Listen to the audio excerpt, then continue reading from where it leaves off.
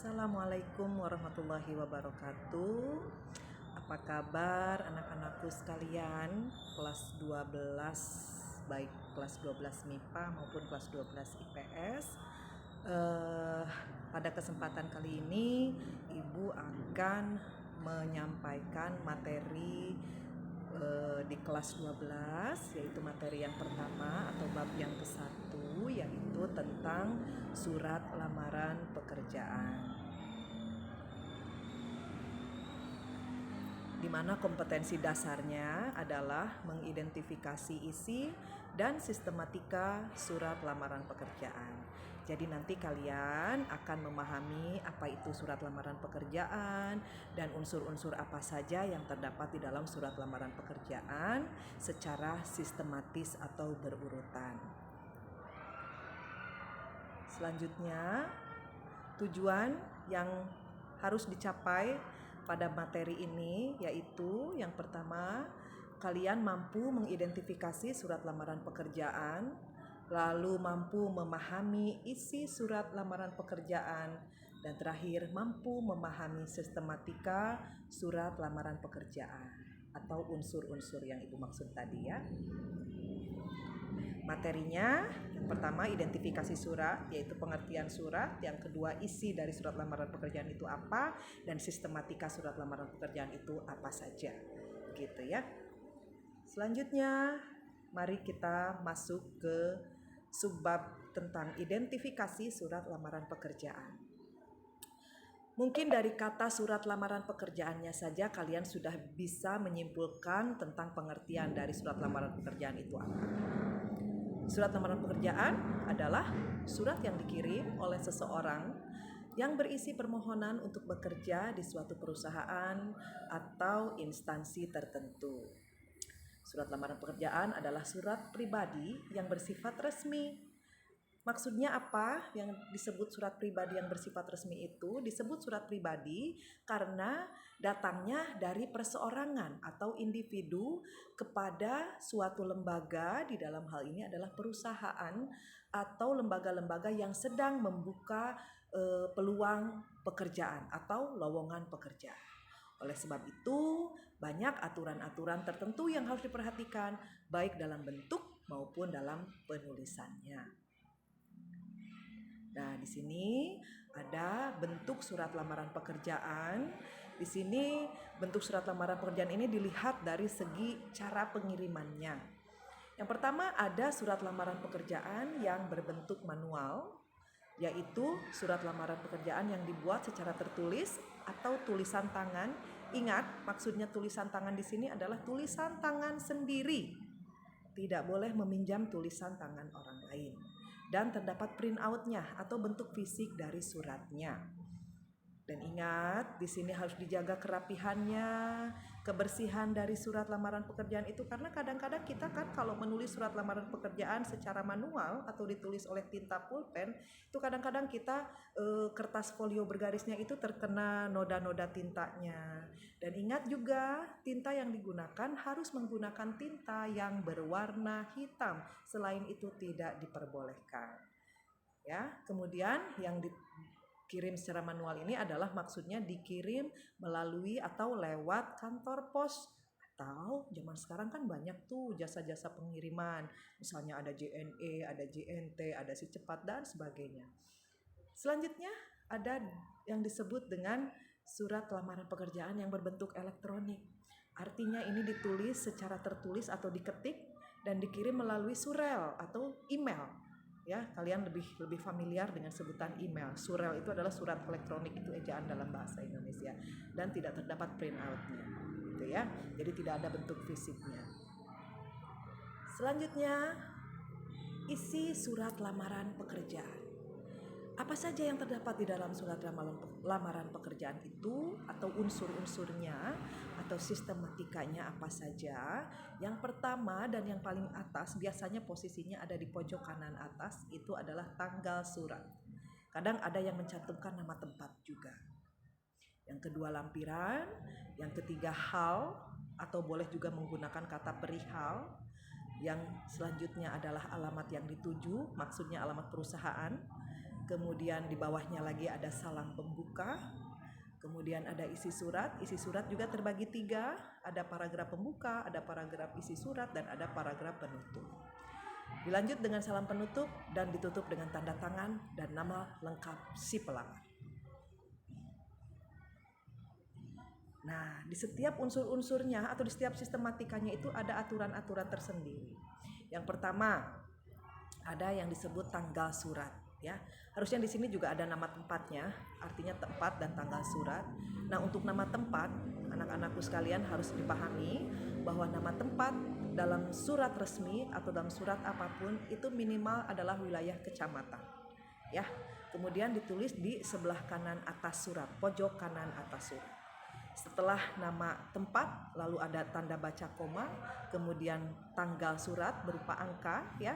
Kalau angkanya itu satu angka, misalnya dari angka 1 sampai 9, itu menggunakan angka 0 di belakangnya. Jadi 01, 02 sampai dengan 09. Kemudian nama bulan itu tidak digunakan angka, melainkan digunakan dalam bentuk kata. Misalnya bulan Januari, tidak bulan 01 tetapi ditulis lengkap Januari dengan huruf besar di awal. Kemudian tahun dan tidak ada titik di ujungnya. Itu ya. Kemudian selanjutnya lampiran. Apa itu lampiran? Lampiran merupakan tambahan dalam bentuk berkas, bisa berupa surat, fotokopi ijazah, atau salinan surat resmi lainnya. Huruf awal kata lampiran ditulis dengan huruf kapital, boleh disingkat menjadi lam, ada tanda titiknya di ujungnya, kemudian di akhir baris tidak dibubuhkan tanda titik karena bukan kalimat, kemudian penulisan lampiran diikuti dengan tanda titik 2. Hal atau perihal surat. Perihal surat sama dengan pokok surat, artinya surat tersebut berisi tentang apa, atau urusan apa, soal apa, atau tentang sesuatu apa, gitu ya. Aturan penulisannya, yang pertama huruf awal ditulis dengan huruf kapital, kemudian perihal surat juga diusahakan singkat tapi jelas dan tidak melebihi 1 baris. Kata perihal juga sama seperti lampiran, diakhiri dengan tanda titik 2 dan ditulis secara sejajar. Kemudian di akhir baris tidak dibubuhkan tanda titik dan barisnya tidak diberikan garis bawah. Selanjutnya alamat surat. Kata yang terhormat disingkat menjadi YTH dengan huruf awalnya saja yang kapital. Kemudian kata kepada yang biasanya mungkin menggunakan kepada YTH ini sebenarnya tidak perlu dicantumkan karena sudah jelas alamat yang ditulis adalah alamat yang dituju. Lalu kata sapaan bapak atau ibu ditulis dengan huruf awal kapital jika diikuti nama orang. Tetapi jika menyebutkan jabatannya saja, maka kata sapaan bapak atau ibu tidak perlu dicantumkan. Penulisan kata jalan tidak disingkat dan di akhir baris tidak dibubuhkan tanda titik. Berikutnya, unsur yang selanjutnya adalah salam pembuka. Salam pembuka aturannya sebagai berikut. Bentuk yang lazim digunakan sebagai salam pembuka adalah dengan hormat. Ya, huruf awal kata dengan ditulis dengan huruf kapital, huruf D-nya. Kemudian penulisan dengan hormat diikuti dengan tanda koma, tanda baca koma. Kemudian salam pembuka ditulis di bagian kiri atau margin kiri. Penulisan salam pembuka tidak menjorok ke dalam sebagai alinea baru. Jadi sejajar dengan YTH, sejajar dengan perihal dan lampiran. Oke. Selanjutnya ada isi surat. Isi surat merupakan bagian yang sangat penting karena merupakan wadah segala sesuatu yang ingin disampaikan. Di dalamnya terdiri atas, yang pertama ada bagian pembuka. Bagian pembuka itu merupakan bagian pengantar atau pendahuluan yang menjelaskan bahwa pelamar sedang melamar pekerjaan sehingga perlu mengidentifikasi pekerjaan apa yang diminati. Kemudian ada bagian isi, yaitu berisi penjelasan singkat dan padat tentang kualifikasi yang telah disampaikan di bagian pembuka, seperti menyampaikan syarat-syarat yang diminta oleh perusahaan atau instansi dan skill yang dimiliki oleh si pelamar. Dan bagian terakhir, bagian penutup yang berisi harapan dan ucapan terima kasih. Kalimat yang digunakan sangatlah sederhana. Selanjutnya ada salam penutup. Bentuk yang lazim digunakan untuk salam penutup ini adalah, karena tadi di salam pembukanya dengan hormat, otomatis biasanya salam penutup yang digunakan adalah hormat saya. Huruf awal dari kata hormat menggunakan huruf kapital atau huruf besar H-nya. Penulisan hormat saya diikuti dengan tanda koma. Lalu salam penutup ditulis di atas tanda tangan dan nama pelamar. Biasanya posisinya berada di sebelah kanan bawah. Nah, ini adalah kerangka surat lamaran pekerjaan. Nomor 1, di sini ada tempat dan tanggal surat. Nomor 2, lampiran. Nomor 3, hal. Nomor 2 lampiran dan hal mungkin ya. Nomor 3 ini lampiran. Nomor 2, yang ketiganya perihal. Yang keempatnya salam pembuka. Yang kelima isi surat bagian pembuka. Yang keenam isi surat bagian inti, yang ketujuh isi surat bagian penutup, yang 8 ini adalah salam penutup, kemudian 9 tanda tangan pelamar, dan terakhir nama jelas pelamar. Dan di sini bisa kalian lihat salah satu contoh surat lamaran pekerjaan secara manual, artinya ditulis tangan. Ini bisa kalian lihat ya. Kemudian selanjutnya ada yang disebut jenis surat lamaran. Jenisnya itu apa saja? Yang pertama ada surat lamaran pekerjaan yang digabungkan dengan riwayat hidup atau kurikulum vitae. Dalam cara ini, riwayat hidup termasuk isi surat karena isinya berupa gabungan. Cara ini juga disebut dengan model gabungan. Artinya kurikulum vitae-nya berada di dalam bagian paragraf isi surat. Yang kedua, surat lamaran yang dipisahkan dari riwayat hidup. Dalam cara ini, riwayat hidup merupakan lampiran dan cara ini disebut dengan model terpisah. Nah, selanjutnya ada unsur dan kaidah kebahasaan surat lamaran pekerjaan.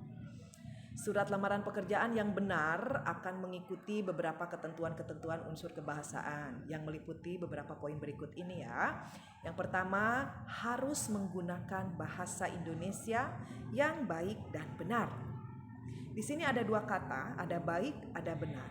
Baik artinya adalah sesuai dengan etika sopan santun dalam berbahasa. Benar artinya sesuai dengan aturan kebahasaan bahasa Indonesia.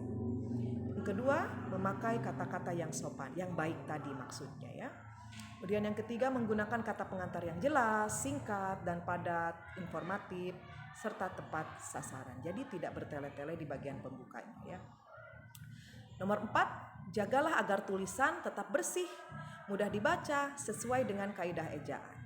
Jadi artinya begini, kalau misalnya surat lamaran pekerjaannya itu ditulis secara manual atau ditulis di dalam kertas folio bergaris, dijaga supaya tulisannya tetap rapi dan bersih dari noda-noda tinta atau noda-noda lainnya.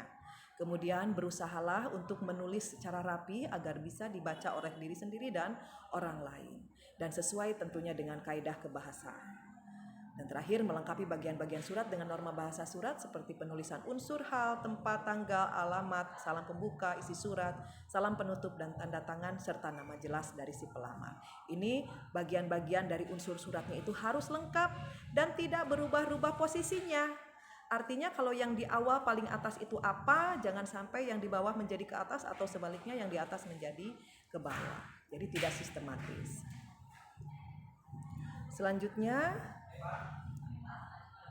kaidah atau ciri kebahasaan surat lamaran pekerjaan sangatlah sederhana dan mencakup 1. Pilihan kata sapaan bersifat formal. Tentu saja ya, seperti sapaan bapak atau ibu itu tidak boleh menggunakan kata sapaan yang lain.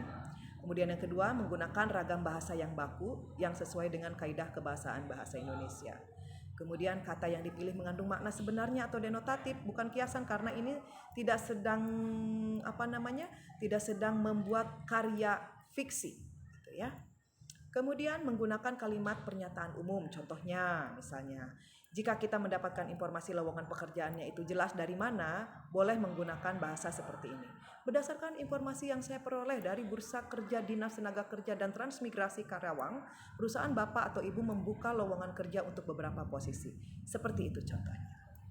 Kemudian memakai kalimat pernyataan argumentasi, contohnya untuk melengkapi beberapa data yang diperlukan dan sebagai bahan pertimbangan Bapak Ibu pimpinan di waktu yang akan datang, saya lampirkan juga kelengkapan data diri sebagai berikut.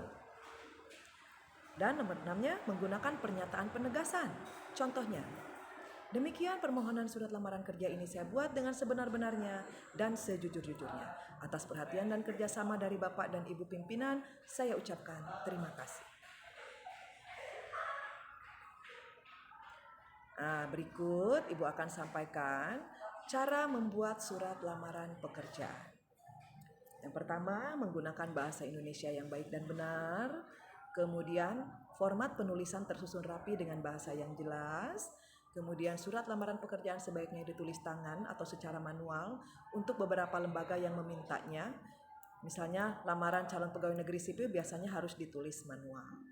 Kemudian, lengkapi dengan berbagai data yang dibutuhkan oleh perusahaan atau lembaga yang menawarkan lowongan pekerjaan.